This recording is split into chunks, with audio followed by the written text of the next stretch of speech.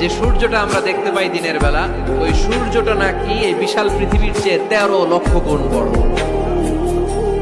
চিন্তা করতে পারেন? খালি তো মাথা নাড়াইতেছে। আসলে কি আমরা চিন্তা করতে পারি? 13 লক্ষটা পৃথিবী সূর্যের মধ্যে রেখে দেওয়ার জায়গা করে দিয়েছে কে? 9,30,00,000 মাইল দূরে সূর্য 8 মিনিট 18 সেকেন্ড সময় নিয়ে নেয় আলো পৌঁছাতে। এত বিশাল সূর্য।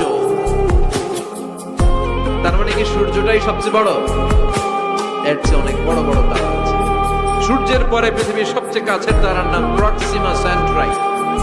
গুগল করলে দেখবে যে কত তারা। এরপরে আলফা সেন্ট্রাই এ, আলফা সেন্ট্রাই বি, এইভাবে তারা শুধু। এটা ক্যারিনা, ব্যাটেলজিউস। যেই সূর্য পৃথিবীর চেয়ে 13 লক্ষ গুণ বড়, ব্যাটেলজিউস নামে একটা তারা আছে। ওই তারা সূর্যের চেয়ে 33 কোটি গুণ বড়।